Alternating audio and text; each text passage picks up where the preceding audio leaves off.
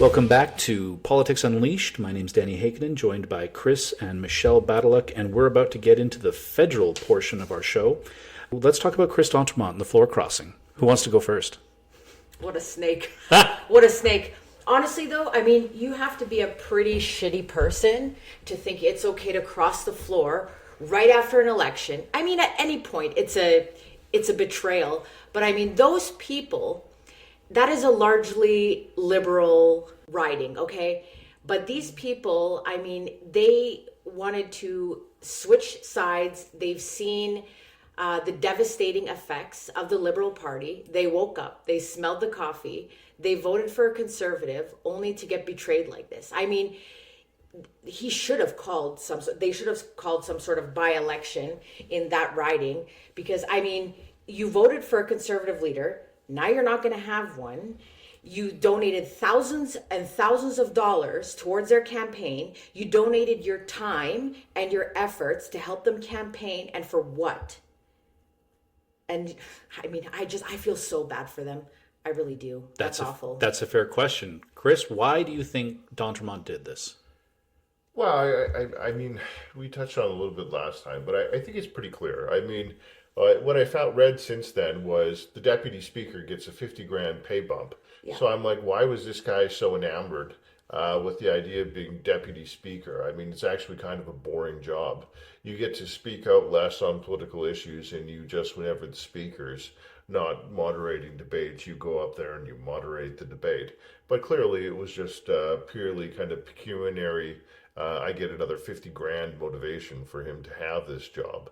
So same thing with wanting to be speaker. You get a little residence, you get a little bit of a pay bump too, and you get your own little special costume. You get to feel special, I guess, rather than just being a backbench MP. So I think his motivation appears to have been almost entirely kind of self-aggrandizing and monetary. Yeah, he wanted to make a little bit more money. He wanted a little bit of special status, saying, I have this little niche job, and look at me. So that seems, and the fact is that it's quite open about how that played out for him. The party said, well, no, we're not putting anyone up as speaker. It's, there's a 3-vote, difference between the government and the opposition parties. We're not losing one of those votes. And then when he asked to be deputy speaker, they said, okay, put your name forward as a caucus. All 140 of us are going to vote on who we want to put forward as deputy speaker. And then he came in last among, I think it was 5 or 6 contenders. So he had a pretty bruised ego about it. But, I'd like to think this is some real principled objection, but it appears to be purely kind of ego-driven and financially driven.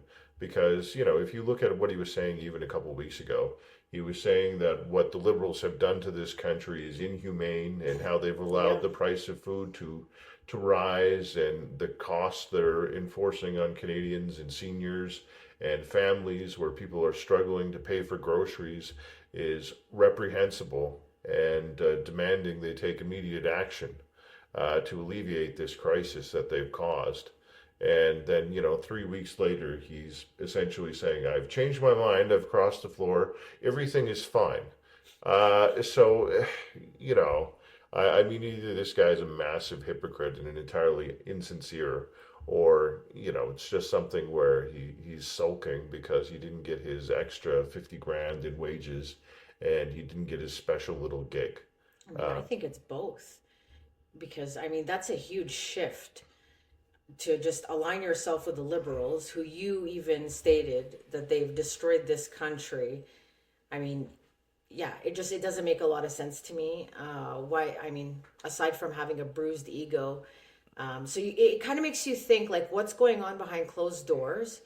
Are they bribing them? Because this happens all around when it's time to approve the budget. And then General, all of a sudden, he wants to resign. I mean, I want to know what's going on behind the closed doors, because it doesn't look good. D'Entremont's crossing the floor, absolutely. I didn't know about the pay bump. So now Yeah. I that just found out about that in the last week or so. Yeah, it was Yeah. 50,000. yeah, so that makes sense that, I want this pay bump. I'm not going to get it. Okay, well then what was he promised, right, by the Liberals to jump ship? Exactly. Genereux, I can understand and respect the story that we're given on the face of it, which is that his family lives in Victoria. His riding is in Edmonton, and he flies to Ottawa for work. So there's 3 different places he needs to be, but is there something else? So I found this out because I was curious. I was like, what is going on with Genereux? Did his wife just get this job? Because then now I understand, right? She just moved to BC and now he has to travel back and forth. She's had that job for a year. Over a year. Okay? So why did you run in that riding when we could have put someone else there who's going to stick around and keep fighting the Liberals? I mean, why would you do that? I mean, again, lots of people donate thousands of dollars. You've run campaigns before. You know, all of the hours people, they have to volunteer, going door to door, handing out flyers. I mean, why would you do that? Especially around this time. And you know that your wife is in BC. This isn't a new thing. It doesn't look good. I mean, I think the answer is with Genereux is probably really boring. He continued to run in Edmonton Riverbend because he had the nomination. He raised enough money that he didn't have to give it up.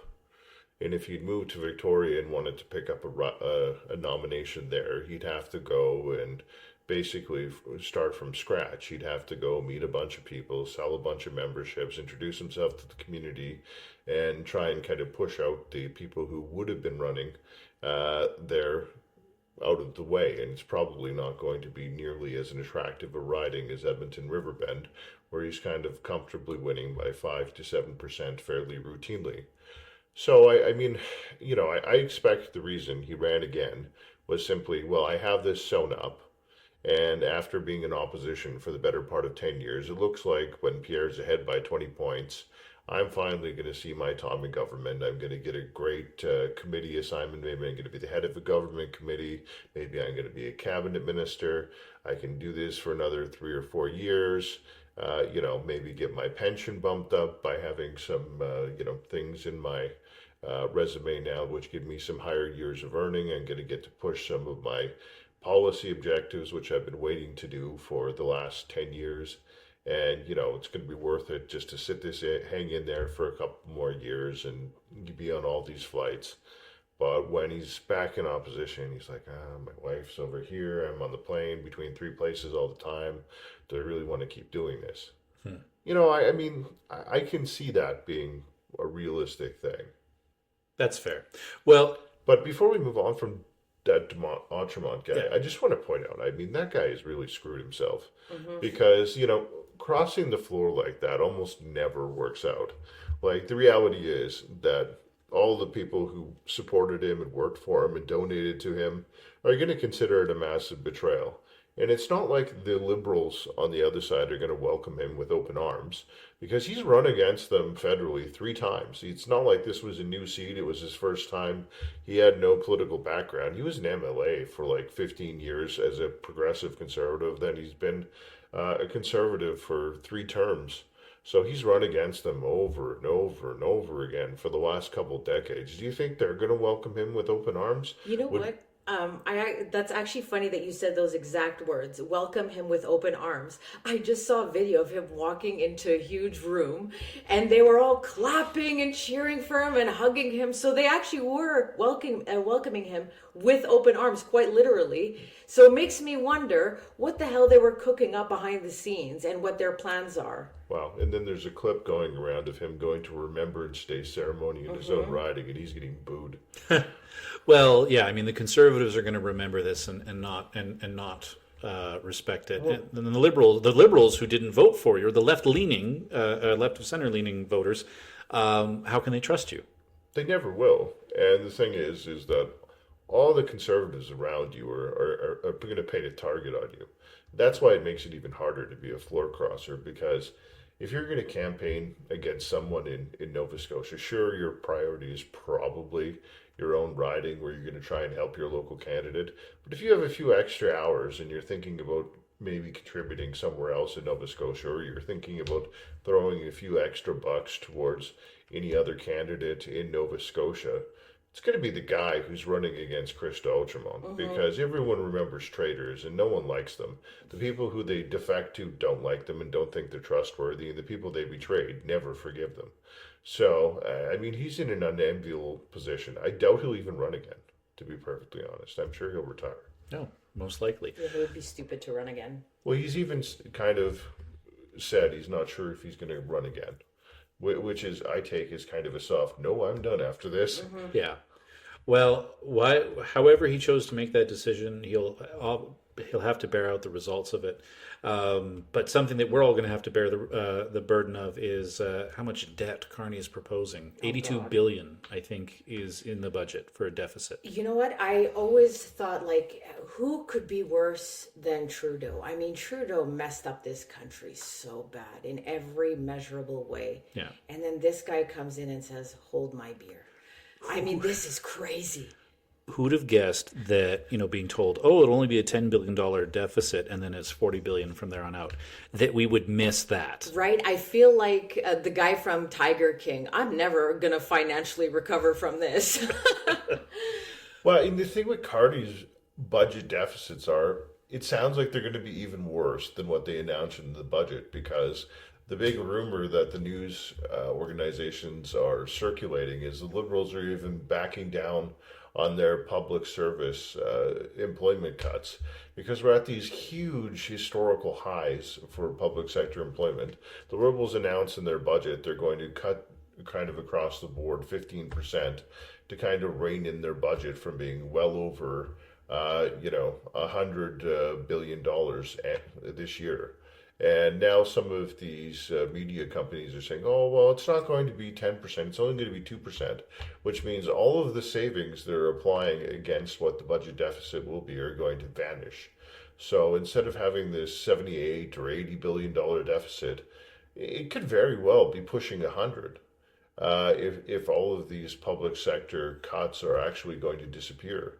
And that's an eye-watering amount of debt. I mean, to the point we had, Jason Jocks coming out and calling it stupefying.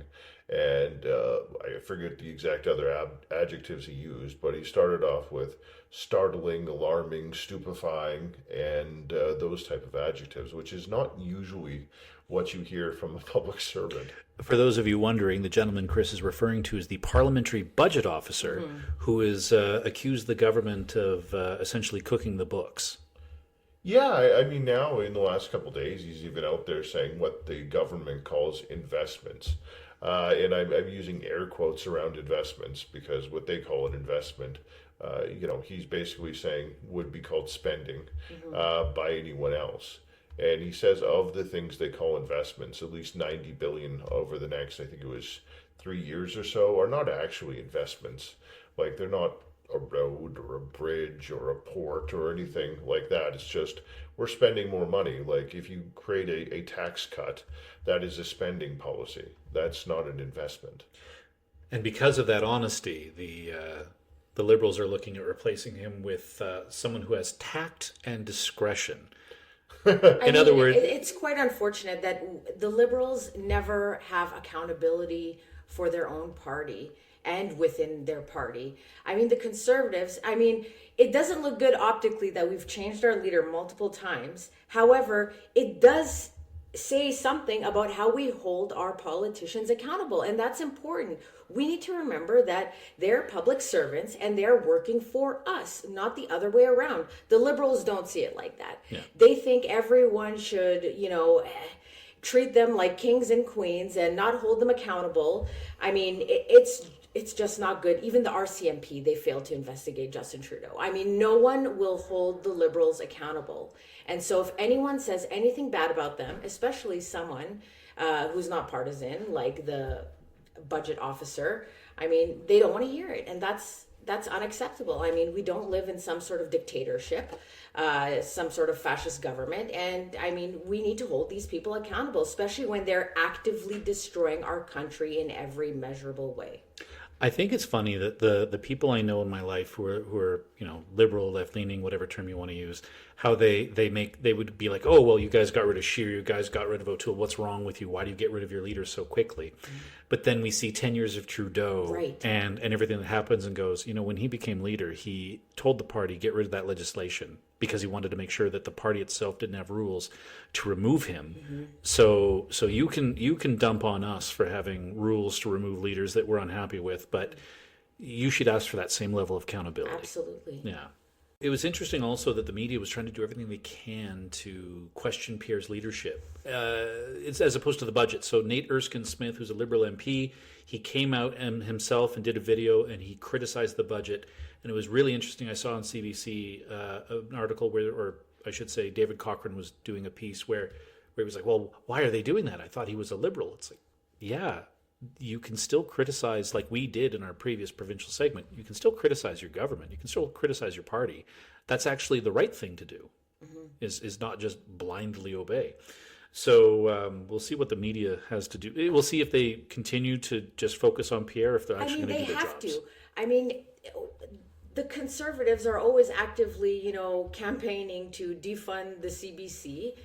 And so, I mean, they would be foolish to speak ill about the Liberals. I mean, that's their bread and butter. If you don't bite the hand that feeds you. So, I mean, that's why we're against them, right? I mean, they're biased media. Most of the media outlets are biased, and that's not okay, especially when, I hate to say it, a lot of older people, I mean, that are not that tech savvy, they rely on the CBC to get their news, and they're getting completely biased news, and it's brainwashing them, and that's unacceptable. Again, it feels like communist China. Like, it's not okay that we're manipulating people like this.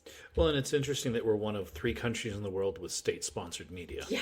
Oh, there's more countries than that with state-sponsored media. Oh. I mean, it's just you don't necessarily know where all of the state-sponsored media is. I mean, Al Jazeera is the Qatari news channel. I mean, the Iranians have their own press. Russia does. The Brits do. There's all kinds of state-sponsored media. I mean, the U.S. even has Radio America, which broadcasts around the world. So it exists.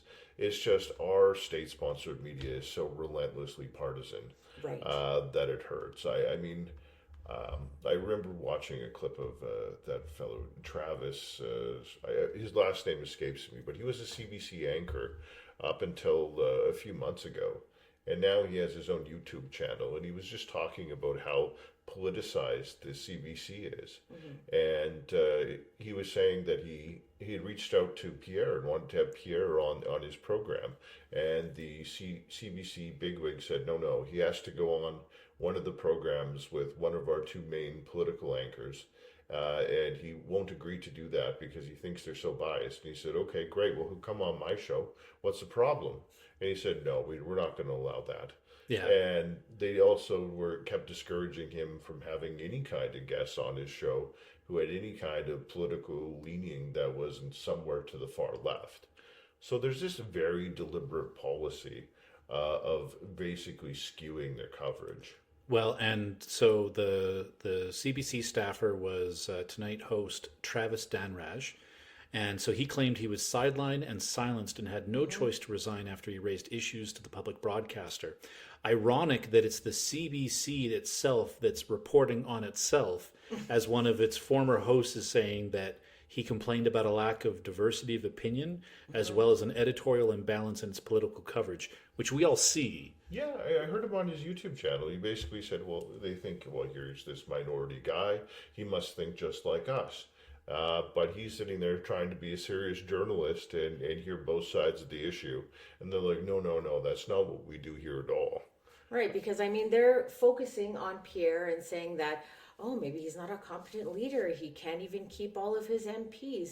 But we're not talking about the huge elephant in the room, which is this insane budget that is going to, honestly, it's going to do so much damage that I don't even know if we're going to be able to come back from it. I think it's another $20,000 per head debt that's being placed on all of us. Minimum. I mean, I actually don't know how we're going to survive as a country. But I did like what Pierre did a couple days ago, where when they kept asking him about D'Outremont and Janaroo and dissent in his caucus, he started quoting D'Autremont's previous speeches in Parliament denouncing the Liberals to the CBC or whoever, CTV or whoever it was, and saying, well, I agreed entirely with everything he had to say about the Liberals, and he's going to have to explain to his new colleagues and his constituents how he said this about the government as recently as 3 weeks ago.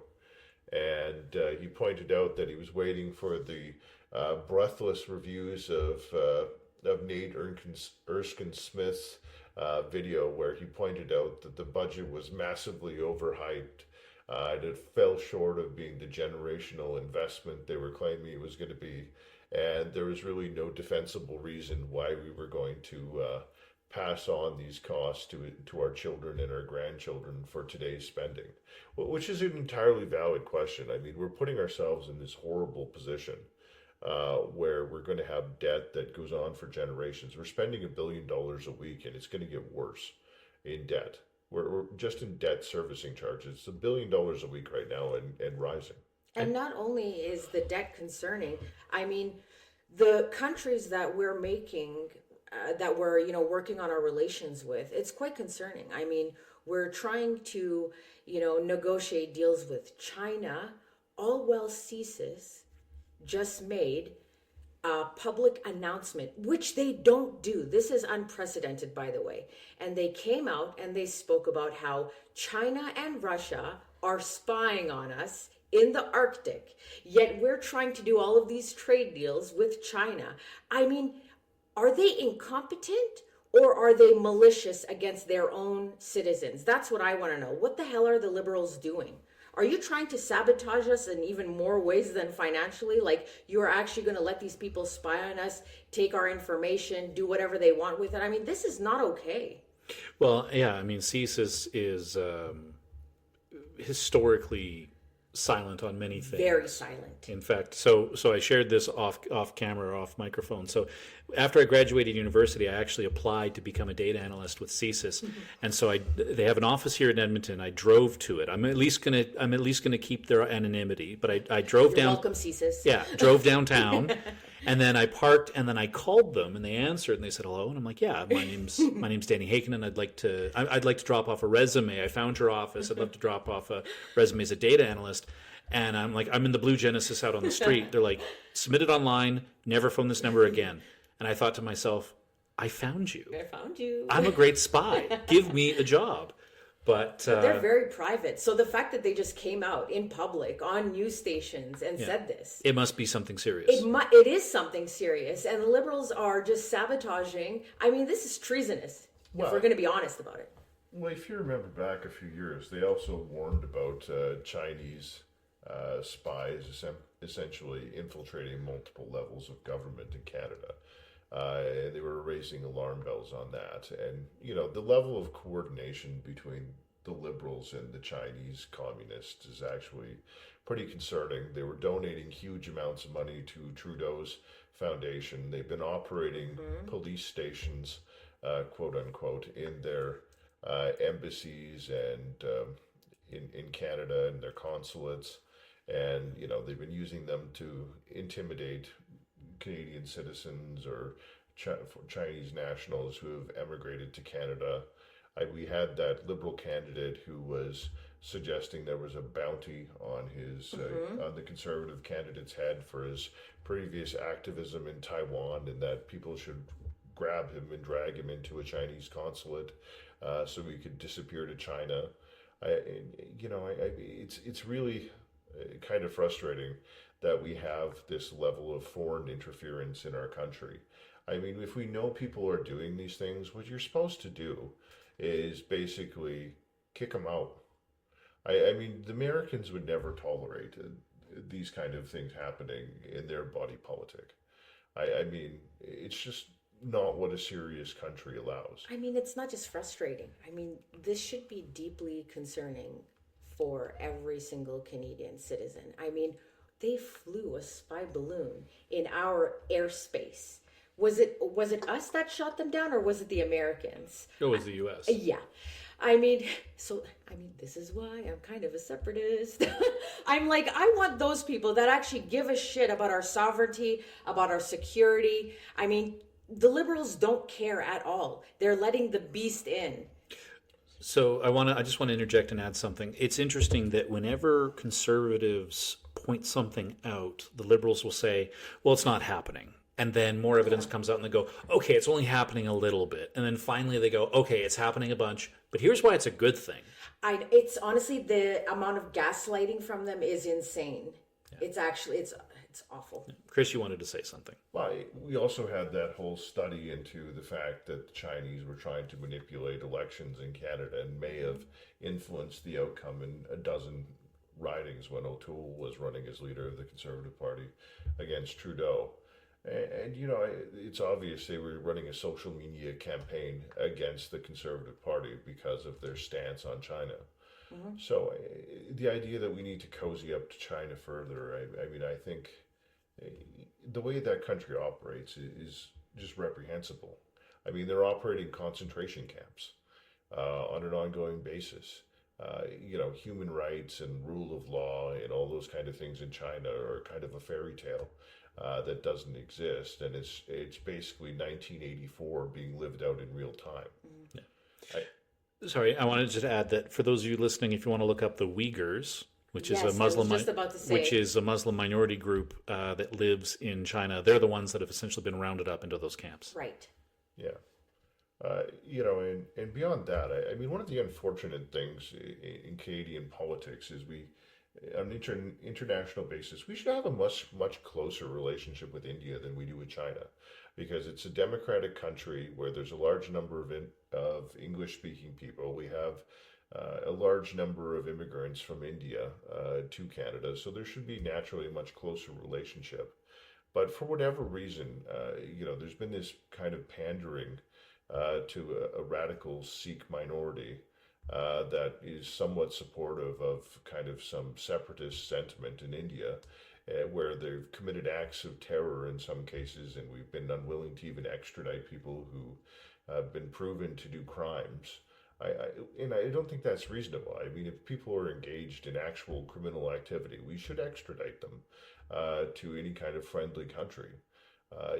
They have a legal system in India. I mean, I'm sure it's not perfect, but it's not good at all. Because I have to disagree with you. I don't think that we should even have good relations with India, because they are allowing people to come here with false reports, false records.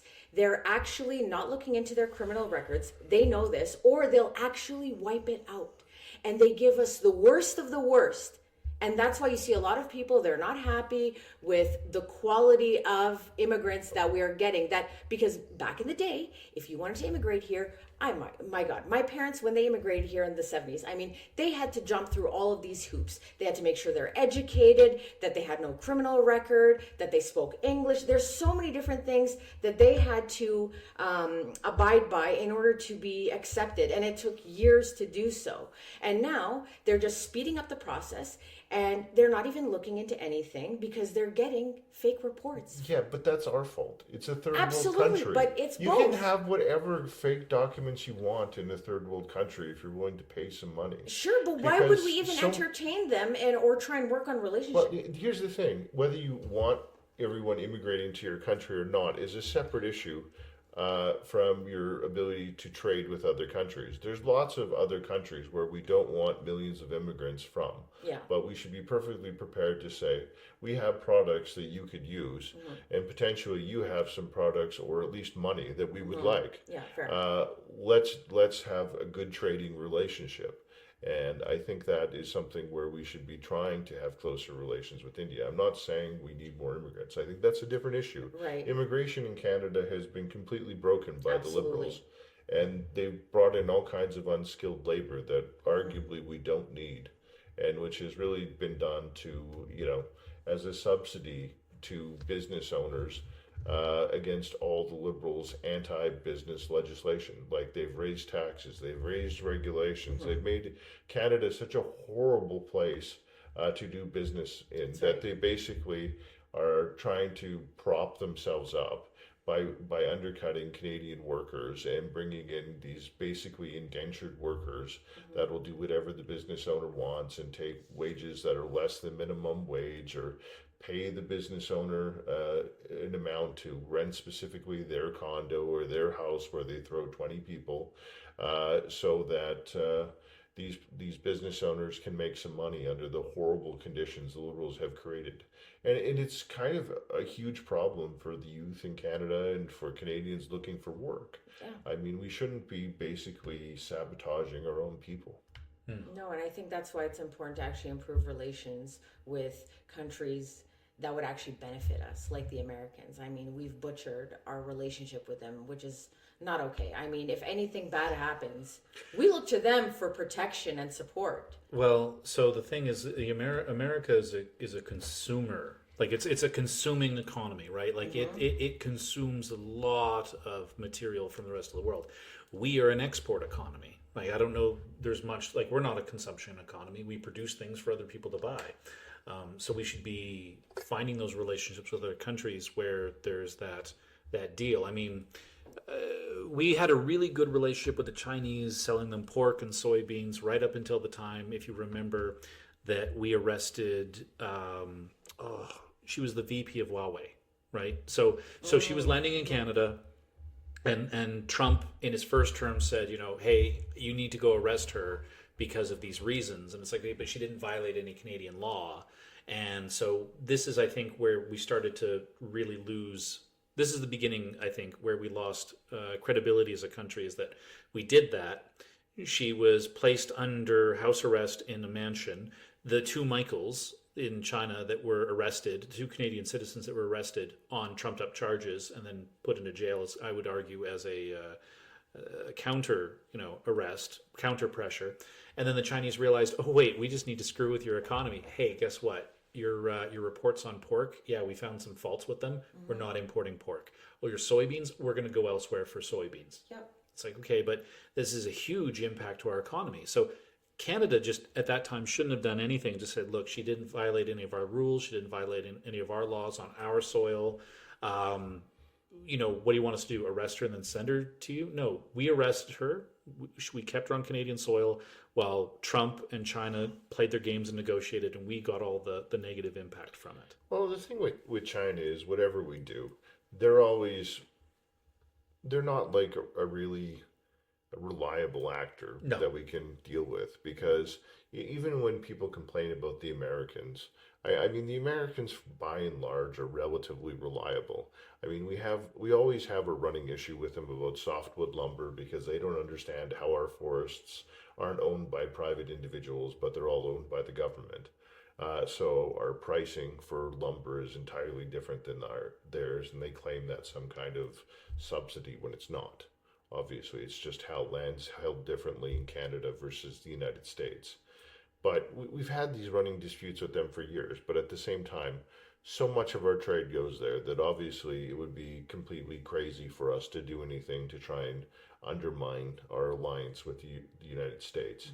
China, on the other hand, we do relatively small amounts of business from them, and they're very capricious. Like, they're very power politics, so if you do anything they dislike, they'll come down on you like a ton of bricks. I mean, they're way worse than Trump that way. I mean, they're having a big sulk that we're not taking their electric cars because the Americans told us not to. And, I mean, our trading relationship with the Americans is way more valuable to us than any relationship we have with China. But we should be trying to find other export markets, particularly with countries that aren't completely unreliable and beholden to China.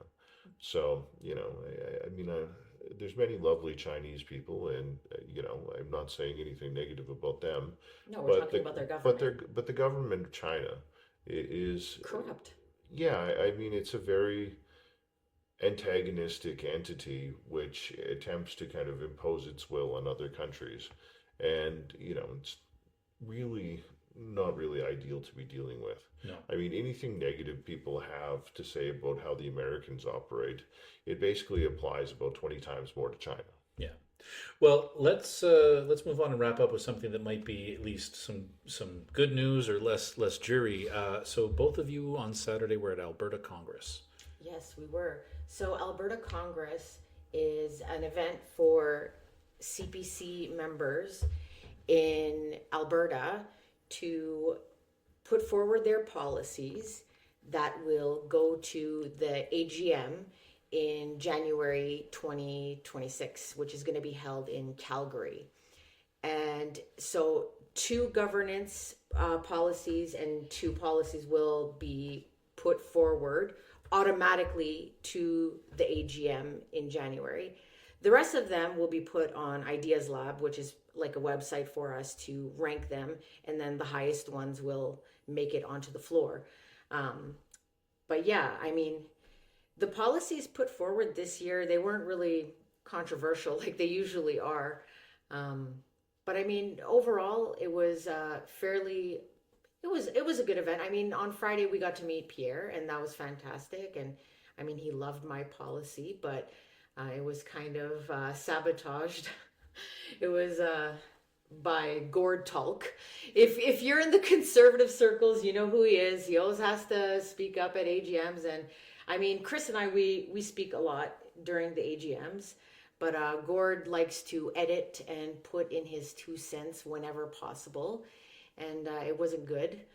But yeah, his policy made it through. So it kind of looks like he did that on purpose. Yeah. Yeah, I mean, Alberta Congress is always a good event. I was happy to see Pierre there on Friday. I mean, we had a big turnout for that, and, very warmly received in Red Deer, as you would expect he would be. I mean, and that's one thing. I mean, as much as the media likes to pretend there's some sort of leadership crisis, there really isn't. I mean, the only people really pushing for the Conservative Party to change its leader is the Liberal Party of Canada and its media allies at the Globe and Mail, the CBC, and the Toronto Star. I mean, they would really like the Conservatives to have a less effective leader who possibly wouldn't take power because it directly runs against their interests. But, you go to any Conservative event and everyone loves Pierre. Yeah, I mean, and we're friends with many MPs. Not a single one of them has ever expressed any kind of concern towards Pierre. They're in full support of him, 100%. Yeah, I serve. So this is actually where I met Chris and Michelle. Is I served on, or still serve on, Kelly McCulley's board, our federal MP, and it was interesting when Pierre became leader. Kelly was like, well, we're trying to back him on what he's doing. And he even admitted, he's like, I'm kind of shocked that all like his political acumen, his IQ, all the stuff that he's doing. He goes, they started to become converts. So they started to believe in Pierre more. I think we talked about Aaron O'Toole and how, his campaign as leader was sabotaged. But I think personally the issue was that Aaron O'Toole was portrayed as this staunch, hard conservative. Yeah, and he was a little bit more centrist than people had initially thought, which I don't really think was really that big of a deal because honestly, when you look at Aaron O'Toole's resume, he has a damn impressive resume. Absolutely, he is. He served this country. He was a lawyer. I mean, the guy's smart, and I mean, he's done so much for this country. No, absolutely. Yeah. But the issue was that how you portray someone. Right, absolutely. Like if you build them up, it's like, oh man, Chris is like 6'8", jacked, what a giant. He's so aggressive, and then you meet Chris, you're like, oh, this guy's a big teddy bear, right? Like you can't be you can't be what you're not. Yeah, that's fair. Yeah, I mean, that was O'Toole's issue, obviously. I mean, he ran the biggest bait and switch on the whole membership of the party that anyone's ever really pulled. I mean, he came out breathing fire and beating his chest in the leadership election, claiming he was the real true blue Tory, not one of those weak Eastern red Tories like Peter MacKay, when they're virtually the same guy. And the only thing that really separated the two of them was that I thought Peter MacKay was just a better spoken Eastern Canadian lawyer than Aaron O'Toole was. Yeah, who's also an Eastern Canadian lawyer. Yeah, I was about to say, I'm like, I think that if we actually had MacKay instead of O'Toole, I think we may have had a chance at that election. I think we would have done better. Yeah. I mean, the other alternative is O'Toole just needed to really, he kind of kept backing down on everything. He wasn't aggressive. Like when guns came up, he backed down on guns. I mean, he didn't really stick to his guns or really provide much inspiration for people in that to that extent. Yeah, he didn't stand firm on a point. He didn't really have anything really strong he was running on. It was kind of like he tried to do the same thing as Scheer and basically say, well, it's the same conservatism, but here's a friendlier face. Yeah, it was lackluster more than anything, right? Yeah. We talked about it earlier about the budget, and so for those of you listening, the budget is actually going to be debated and voted on, I think, this upcoming week. Yep. Now, we were all at Billy Morin's fundraiser, and I asked the question of where do they think you're going to have some by-election, or not by-election, but some ridings that are battleground zones that you think you can win, because I didn't want to ask them, do you think an election is going to come up? Because, of course, they're MPs. They don't want to answer that because they're going to be voting on the budget. But you have no such issues. So my question for both of you is, do you think, with how terrible this budget is and how bad it'll be for Canada and Canadians, do you think that it will pass? Do you think we're headed towards a Christmas election? I always, whenever I hear other parties say that they're not going to support the Liberals, I always take it with a grain of salt. I don't really trust the other parties. I don't trust the NDP. I don't trust the Green Party. I don't trust the Bloc Québécois. They helped prop up the Liberals for how long? A decade now? Yeah. So when they say, no, we're not going to support the budget, I don't really believe that. I'll believe it when I see it. Yeah, they should be made to vote first. Yeah. So we absolutely. can see where they stand. Yeah, because I don't think that they're going to actually, disagree with what the Liberals are proposing. I think that they're going to back them up because I think that they're all snakes. I don't think there'll be an election this year. I mean, next year is another matter. I do think there'll be an election next year. I expect it's going to be the same thing we kind of discussed before, that some NDP person will abstain or be mysteriously missing. Elizabeth May will probably vote for, and the Liberal budget will kind of squeak through, mostly on Liberal, almost entirely on Liberal votes. So, I don't think there'll be an election this year. I think what we'll have is an election sometime next year. And as I said, I think what we'll see is there'll be a lot of the bloom is going to come off Carney, because when we look at this budget, what's it actually going to do for people? Not much. I mean, it's going to worsen things, if anything. Because we still have all the immigration pressures, and it's not like the Liberals have dialed immigration back to zero. Yeah. They're still going to bring in 300,000 more temporary workers. They're still bringing in a bunch of foreign students. They're going to have a bunch of people who are here as refugee claimants. They're going to give them permanent residency. So all these pressures that we're applying to the healthcare system, the housing system, are still going to continue. I mean, their bail legislation that they're talking about bringing in now is a mild improvement, but it's really not going to move the needle that much on crime, is my expectation. What they're doing economically, when we look at what they're talking about with these projects, they're basically just nudging projects that are going ahead anyways forward a little bit, or throwing a little bit of money at them. So that's not really going to kickstart the economy.